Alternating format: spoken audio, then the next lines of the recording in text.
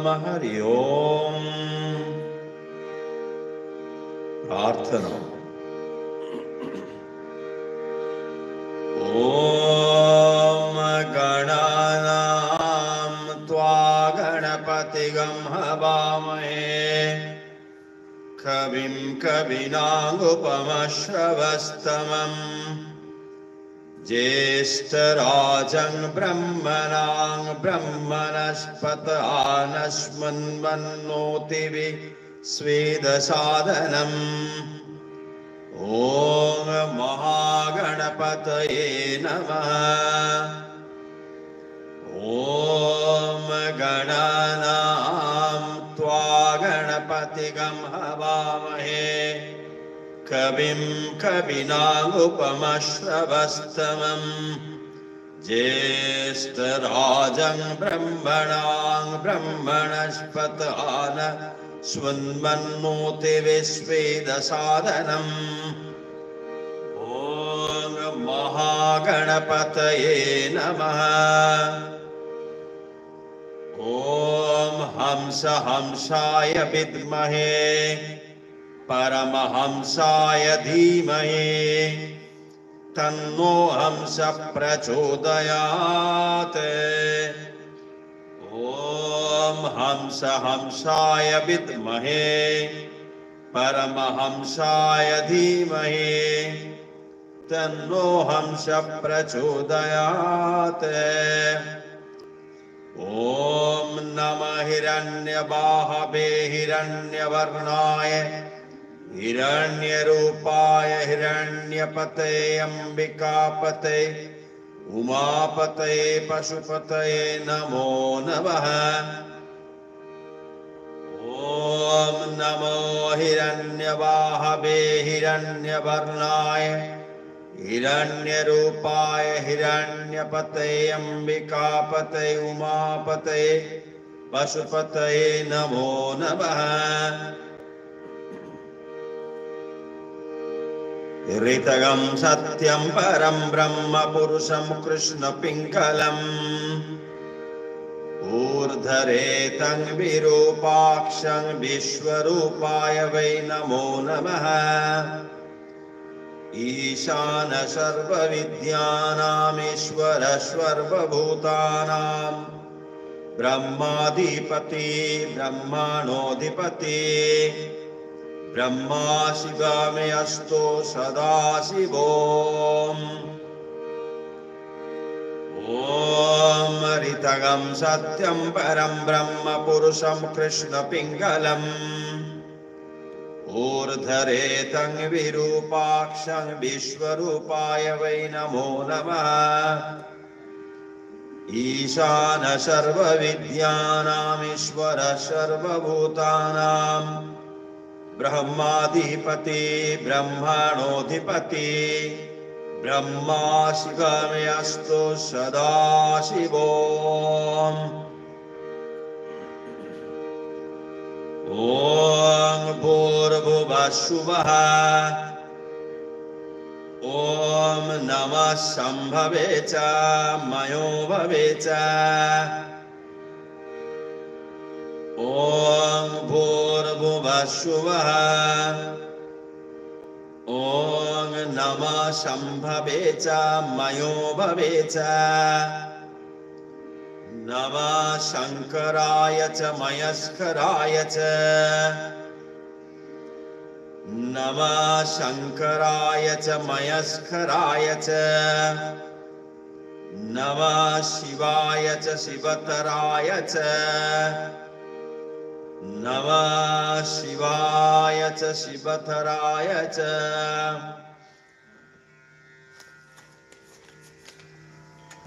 ॐ निधनपतये नमः। ॐ निधनपतये नमः। निधनपतान्तिकाय नमः। निधनपतान्तिकाय नमः। ऊर्ध्वाय नमः। ऊर्ध्वाय नमः ऊर्ध्वलिङ्गाय नमः ऊर्ध्वलिङ्गाय नमः हिरण्याय नमः हिरण्याय नमः हिरण्यलिङ्गाय नमः हिरण्यलिङ्गाय नमः सुवर्णाय नमः सुवर्णलिङ्गाय नमः देव्याय नमः देव्याय नमः देव्यलिङ्गाय नमः देव्यलिङ्गाय नमः भवाय नमः भवाय नमः भवलिङ्गाय नमः भवलिङ्गाय नमः सर्वाय नमः सर्वाय नमः सर्वलिङ्गाय नमः सर्वलिङ्गाय नमः शिवाय नमः शिवाय नमः शिवलिङ्गाय नमः शिवलिङ्गाय नमः ज्वलाय नमः ज्वलाय नमः ज्वललिङ्गाय नमः ज्वललिङ्गाय नमः आत्माय नमः आत्माय नमः आत्मलिङ्गाय नमः आत्मलिङ्गाय नमः परमाय नमः परमाय नमः परमलिङ्गाय नमः परमलिङ्गाय नमः एतत् सोमस्य सूर्यस्य एतत् सोमस्य सूर्यस्य सर्वलिङ्गं स्थापयति पाणिमन्त्रं पवित्रम् सर्वलिङ्गं स्थापयति पाणिमन्त्रं पवित्रम् Once again together. Om Nidhanapataye Namaha Nidhanapatantikaye Namaha Urdhaya Namaha Urdhalingaya Namaha Hiranyaya Namaha Hiranyalingaya Namaha Shubharnaya Namaha Shubharnalingaya Namaha दिव्याय नमः दिव्यलिङ्गाय नमः भवाय नमः भवलिङ्गाय नमः सर्वाय नमः सर्वलिङ्गाय नमः शिवाय नमः शिवलिङ्गाय नमः ज्वलाय नमः जललिङ्गाय नमः आत्माय नमः आत्मलिङ्गाय नमः परमाय नमः परमलिङ्गाय नमः एतत् सोमस्य सूर्यस्य सर्वलिङ्गं स्थापयति पाणिमन्त्रं पवित्रम् ॐ त्र्यम्बकं यजामहे सुगन्धिं पुष्टिवर्धनम् उर्वारुकमिव बन्धनान् मृत्योर्मुक्षीयममृतात् ॐ त्र्यम्बकं यजामहे सुगन्धिं पुष्टिवर्धनम् उर्वारुकमिव बन्धनान् मृत्योर्मुक्षीयममृतात् त्र्यम्बकं यजामहे सुगन्धिं पुष्टिवर्धनम् उर्वारुकमिव बन्धनान् मृत्युर्मोक्षेयममृतात् ॐ त्र्यम्बकं जजामहे सुगन्धिं पुष्टिवर्धनम् उर्वारुकमिव बन्धनान् मृत्युर्मोक्षेयममृतात् ॐ त्र्यम्बकं जजामहे सुगन्धिं पुष्टिवर्धनम् उर्वारुकमिव बन्धनान् मृत्युर्मोक्षेयममृतात् ॐ तत्पुरुषाय विद्महे महादेवाय धीमहि तन्नो रुद्र प्रचोदयात् ॐ तत्पुरुषाय विद्महे महादेवाय धीमहि तन्नो रुद्र प्रचोदयात् ॐ तत्पुरुषाय विद्महे महादेवाय धीमहि तन्नो रुद्र प्रचोदयात् ॐ तत्पुरुषाय विद्महे महादेवाय धीमहि तन्नो रुद्र प्रचोदयात् ॐ असतो मा सद्गमय तमसो मा ज्योतिर्गमय मृत्योर्मामृतं गमय ॐ शान्ति शान्ति शान्ति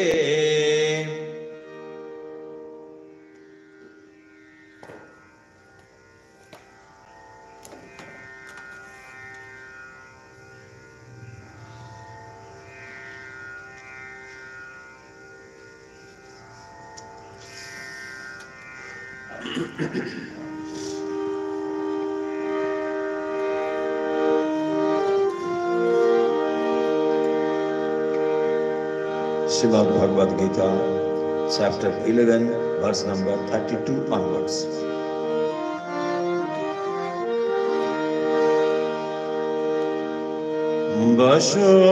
Vasudeva Sutam Devam Kamsachanuramardanam Devaki Paravanand Krishnang Vande Jagadguru. Shri Bhagavan Vache Kalasmi Lokakayat Krit Praviddo Lokan Samahartu Miha Pravrita Rite Pitvangna Bhavishyanti sarve yeva sthita pratyanikeshu jodha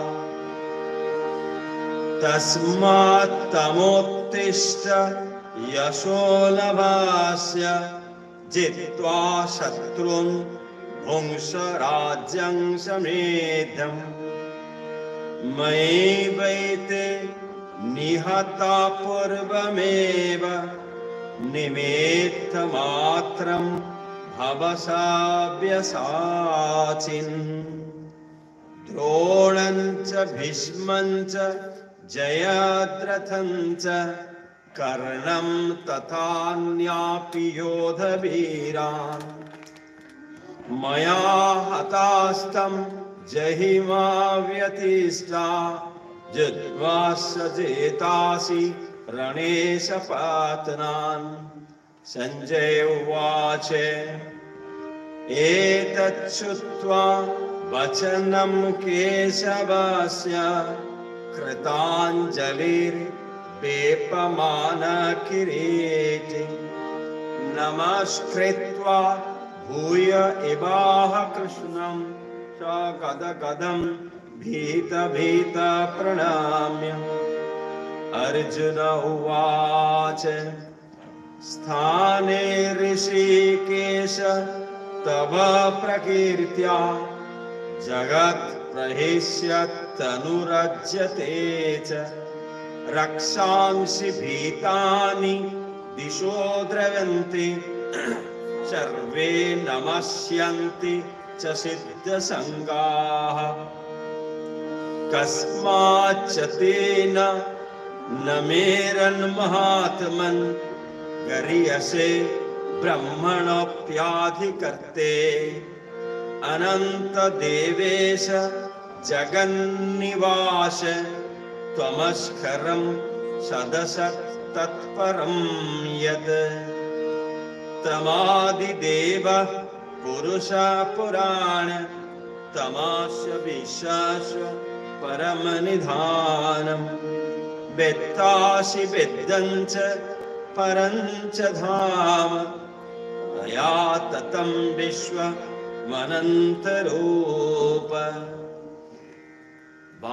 वायुर्यमोऽग्नि Varuna Shashank प्रजापतिस्त्वं प्रपितामहस्य नमो नमस्तेस्तु सहस्रकृत्वा पुनश्च भूयोऽपि नमो नमस्ते नमः पुरस्तात् अथ पृष्ठतस्ते नमोऽस्तुते सर्वत एव सर्व अनन्तवीर्या मितविक्रमस्तं सर्वं समाप्नोषि ततोऽसि सर्वः सखेति मत्वा प्रसभं यदुक्तं हे कृष्ण हे यादव हे सखेति अजानता महिमानं तवेदं मया प्रमादात् प्रणयेन वापि यत्सावहासार्थमसत्कृतोऽपि विहारशय्यासन भोजनेषु एकोत्थव्याप्युच्युत तत्समक्षं तत्स्खामये तामहप्रमेयम् पितासि लोकस्य चराचरस्य तमस्य पूज्यस्य गुरुर्गरीयान् न तत्समोऽस्त्यभ्याधिककृतोऽन्य लोकत्रयप्य प्रतिमा प्रभाव तस्मात् प्रणम्य प्रणिधाय कायं प्रसादये त्वां विषमसमीड्यम्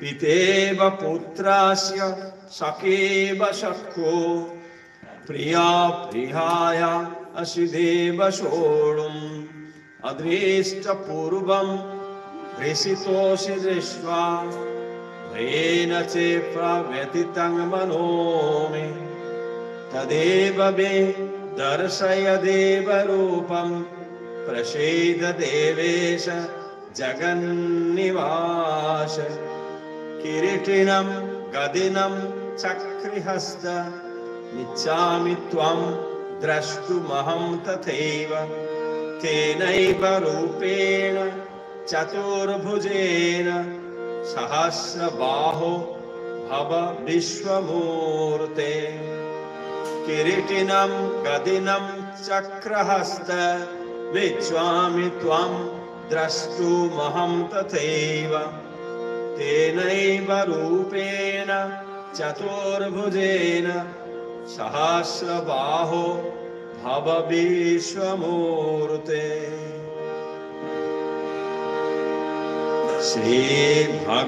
श्रीभगवानुवाच मया प्रसन्नेन तवार्जुनेदं रूपं परं दर्शितमात्मयोगात् तेजोमयं विश्व अनन्तमाद्यं यन्मे तदन्येन न दृष्टपूर्वम् वेदयज्ञाध्ययनैर्न दानैः न च क्रियाभिर्न तपोभिरुग्रैः एवं रूप शक्य अहं निलोके द्रष्टुं तदन्येन कुरु प्रवीर मा ते व्यथा मा च विमूढभावो दृष्ट्वा रूपं घोर निदिङ्ममेदम् भवेतभिप्रीतमना पुनस्तं तदेव मे रूपमिदं प्रपाश्य। सञ्जय उवाच एतोर्जुनं वासुदेवस्तथोक्ता सकं रूपं दर्शयामास भूय आश्वासयामास च भीतमेनं भूत्वा पुनः सोमवपुर्मात्मा। अर्जुन उवाच दृष्टेदं मानुषं रूपं तव सौम्यं जनार्दन इदानीमस्मि संवृत्तः सचेता प्रकृतिं गतः। श्रीभगवानुवाच सुदुर्दर्शमिदं रूपं दृष्टवानसि यन्न मम देवाप्यश्वरूपस्य नित्यं दर्शनकाङ्क्षिणः। नाहं वेदैर्न तपसा न दानेन न चेज्जया शक्या एवं विधो द्रष्टुं दृष्टवानसि मां यथा। भक्त्या तु नन्नया शक्य अहमेवं विदोऽर्जुन ज्ञातुं द्रष्टुं च तत्तेन प्रवेष्टुं च परन्तप। मत्कर्म कृत् न परमो मद्भक्तः सङ्गवर्जितः निर्वैरः सर्वभूतेषु यः मामेति पाण्डव। ॐ तत्सदिति श्रीमद्भगवद्गीतासूपनिषत्सु ब्रह्मविद्यायां योगशास्त्रे श्रीकृष्णार्जुनसंवादे विश्वरूपदर्शनयोग नाम 11 अध्यायः। वसुदेवसुतं देवं कंसचाणूरमर्दनं देवकी परमानन्दं कृष्णं वन्दे जगद्गुरुम्।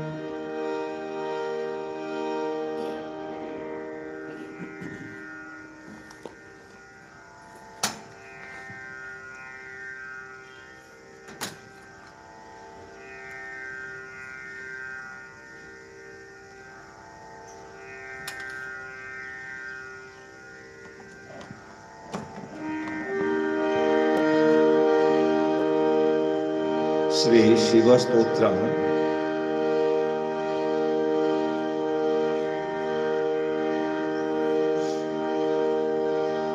स्वामी विवेकानंद विरचितम श्री शिवस्तोत्रम। निखिल भुवन जन्म स्तेमभंग प्ररोह अकलित महिमान कल्पितायत्र तस्मै सुविमल गगनाभे त्रिशशांस्ते प्यानीशे मम भवतु भवेस्मिन् भासुरो भावबन्ध निखिल भुवन जन्म स्तेमभंग प्ररोह अकलित महिमान कल्पितायत्र तस्मै शुभिमाल गगनाभे त्रिशशांस्ते प्यानीशे मम भवतु भवेस्मिन् भासुरो भावबन्ध निहत निखिल मोहे धीशतायत्र रूढा प्रकटित पर प्रेम्णा यो महादेव संग आशिथिल परिरम्भ प्रेम रूपास्यास्य हृदि प्रणयति विश्व व्याजमात्रं विभूत्वम् निहत निखिल मोहे धीशतायत्र रूढा प्रकटित पर प्रेम्णा यो महादेव संग अशिथिल परिरम्भ प्रेम रूपस्य हृदि प्रणयति विश्वं व्याजमात्रं विभूत्वम्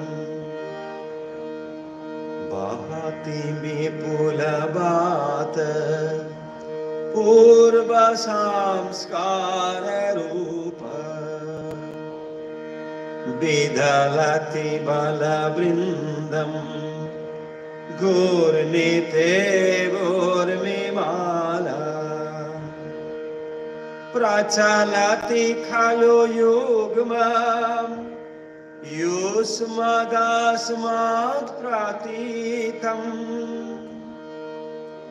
अति विगलित रूप नौमि चित्तं शिवस्तम् महति विपुलवात पूर्व संस्कार रूप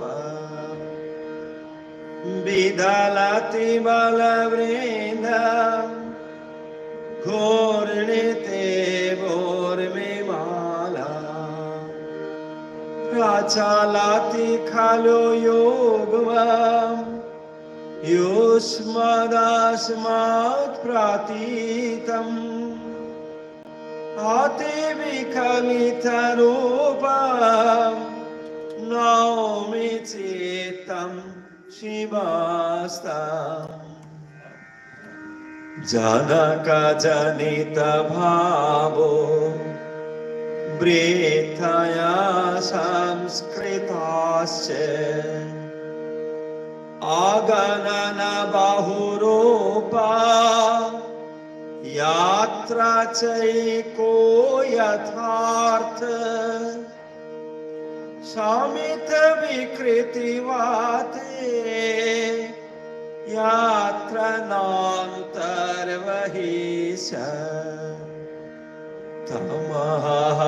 तमहरमीरे चित्तवृत्तिर्निरोधम् जनक जनित भावो वृथया संस्कृतास्य अगणन बहुरूपा यात्र चैको यथार्थ शामित विकृतिवाते यात्र नान्तर्वहिष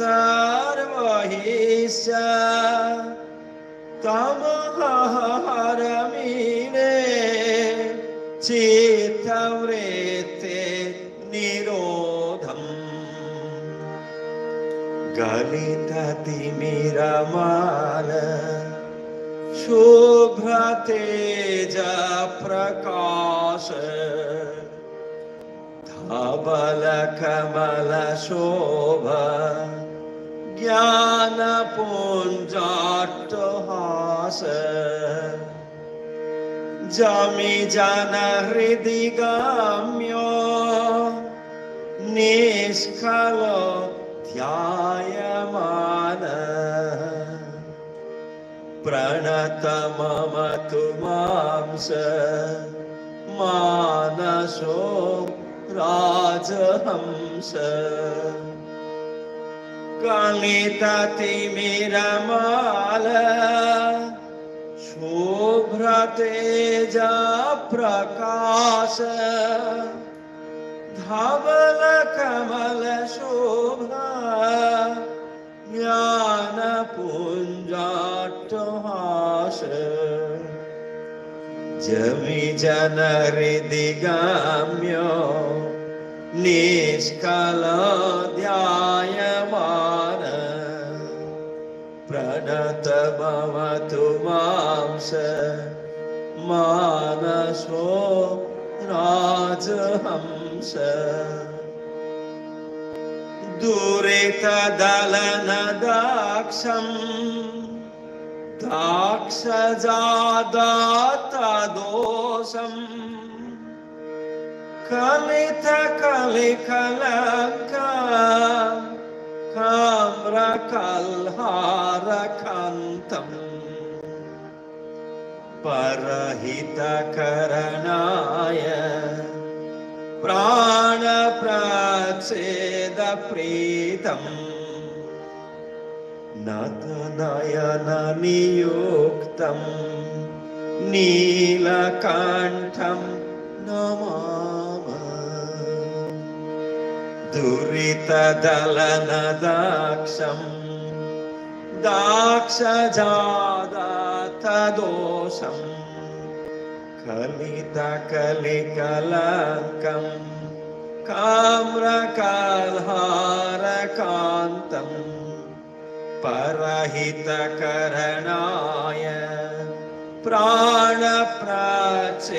प्राणप्रच्छेदप्रीतम् नतनयननियुक्तं नीलकण्ठं नमामि मम भवतु भवेष्मि भासुरो भावबन्ध हृदि प्रणयति विश्वं व्याजमात्रं विभूत्वम् अतिविगलितरूपं नौमि चित्तं शिवास्तम् तमहहरवीरे चित्तवृत्तिर्निरोधम् प्रणत मम तु मांस मानसो राजहंस नतनयननियुक्तं नीलकण्ठं नमामि